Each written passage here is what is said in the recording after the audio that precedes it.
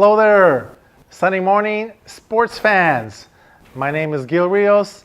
I'm here to bring you the latest developments on the NFL Combine this week and the shocking news of Canelo Alvarez, a Mexican boxer who tested on drug tests.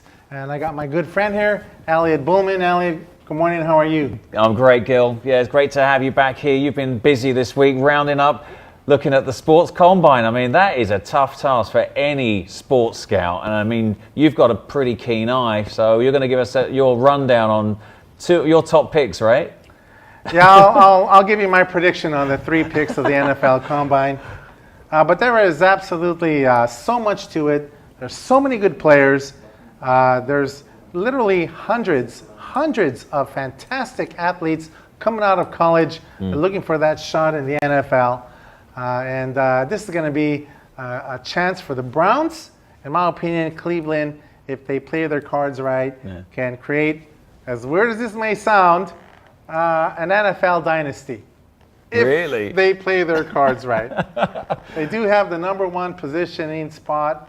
And my guess is they're actually going to take the running back, Saquon Barkley. Okay, yeah, he's a mouth-watering prospect, right? Yeah, he's huge. He has actually like 234 pounds. He's actually reminded me of Ezekiel Elliott from the Cowboys. Oh, wow. Yeah, that's a great comparison. Well, you can recall what Ezekiel Elliott did for the Cowboys. He changed the team. In fact, without that suspension from last year, I truly believe the Cowboys would have gone all the way to the Super Bowl.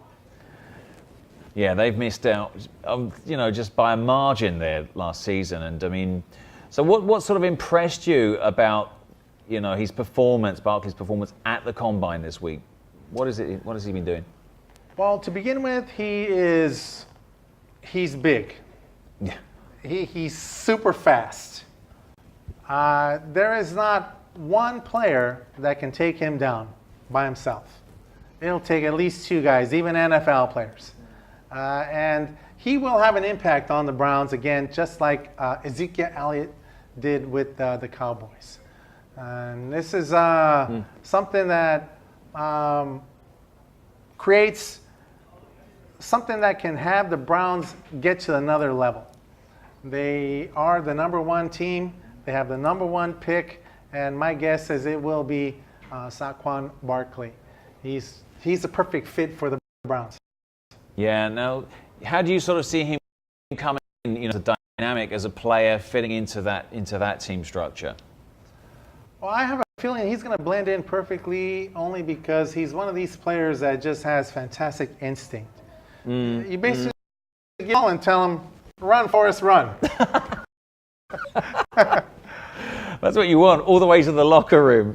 Yeah, exactly. I mean, what about, this thing about the Texans? I mean, is he, they're competing for his signature? Well, no, I think what happened was the trade they did with the Texans, the Browns are going to have another pick early on in the draft. They're going to get the number 1 pick, and they're going to get the number 4 pick probably. And my guess is that'll be a quarterback. Okay. That's a position that you think they really need to focus on, for next season? I think so, and I have a feeling that they're going to take the quarterback, Sam Darnold, from the USC Trojans. Because I have a feeling Baker Mayfield, the Heisman Trophy winner, is going to go to the Colts. But you're going to have the Browns picking Barkley, and then you have the Giants. They have the number 2 pick, and that's going to be, to me, I think it's going to be Bradley Chubb, the defensive end out of North Carolina State. Okay. So about Bradley Chubb, I mean, let's look at him in a little bit more detail. What do you like about him? His speed. Yeah. And his ability to control any offensive lineman. He's a young kid, but at 6'5", 270 pounds, he's got a lot of growth yet to do. They're comparing him like they say could be the next Mario Williams, right? Absolutely. In fact, Mario Williams was his, and he's very much like him. And as you know, Mario Williams was a #1 draft pick for the Texans a few years ago. He's just a relentless player. It's not going to be easy to keep him contained at all. So yeah, I mean, he's like one of those guys. He's constantly stripping the ball out, right? He's like zoned in on that. It's what they're teaching a lot of defensive players right now. It's actually how the Super Bowl was won by the Eagles. Stripped ball, Brady was dropping back. Remember that? Yeah, yeah. Reach his hand in there, the ball's out. I mean, that's what changes the game. And this Chubb does exactly that kind of power defense on the field. Yeah, that's definitely his signature move, right? So, I mean, that's kind of going to put him a little bit more in the eyes of the scouts that he's, you know, that's kind of what they're looking for, right? Exactly. And not only that, the New York Giants, they've always been partial to picking a defensive end early on in the draft. That's another one of their signature moves as well. So I have a feeling the Giants are going to take Chubb, and Barkley's going to go to the Browns, and then the #3 pick is going to be left over to the Colts. Okay, so awesome. So I mean, so what about anything else as far as, you know, Chubb's attributes? Then, you know, he's got that strip move. Anything else? His speed? I mean, his power? Anything else? I mean, is there anything that's possibly a weakness that you'd say about his game? None. No, he's the complete I could player. see him, the way he runs around the corner at the collegiate level, he could probably run under this table right here at full speed. You know, he just comes around, gets slow, and the offensive linemen are like, where is he? And next thing you know, he's on top of the quarterback. Wow, he's got some pretty good sneaky moves, huh? Yeah. And then we have the #3 pick that's going to go to the Colts. Yeah. My guess is it's going to go to the Heisman Trophy winner, Baker Mayfield. And Okay. those are the 3 picks I think are going to go. Well, actually 4, because the Browns are going to get the 4th pick after the 3, and I think they're going to get Darnold, USC, the quarterback. Okay, so tell us a little bit more about Baker Mayfield then. Well, Baker Mayfield is quite possibly the best quarterback in the league right now. He has the highest passer ratings. He reminds me a lot of Wilson from the Seattle Seahawks. He's not big, but he's got a lot of street smarts. And there is no quarterback, not even close, that is as accurate as throwing the ball while he's on the run. And that's what Mayfield does. That's what he can offer a team like the Colts. Yeah, I'm trying to remember a time where there was quarterbacks that used to be like on the run, and like, you know, Joe Montana was that kind of quarterback, you know, just those clinch plays, man. That's a Clinch clutch plays. play. Yeah. Clinch moves. And look at Wilson. I mean, how often did Wilson dazzle everybody last year, running around, scrambling around, It's amazing. looking for players?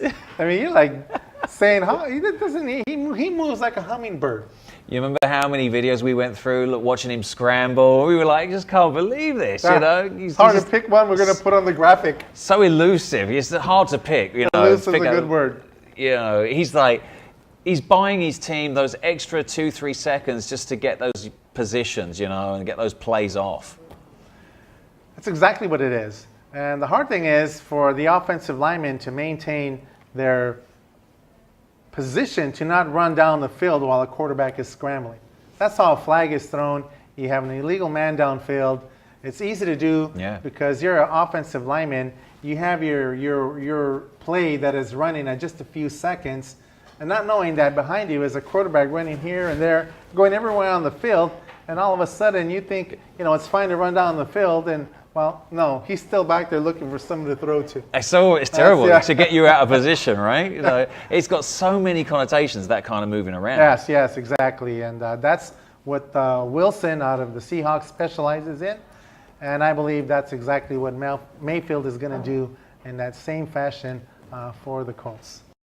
Yeah, that's awesome stuff. And, you know, we'll bring you a lot more on the combine and how the draft is shaping up. I mean, it's exciting. It's a mouth-watering It year is. for the NFL. Mouth-watering is a good word.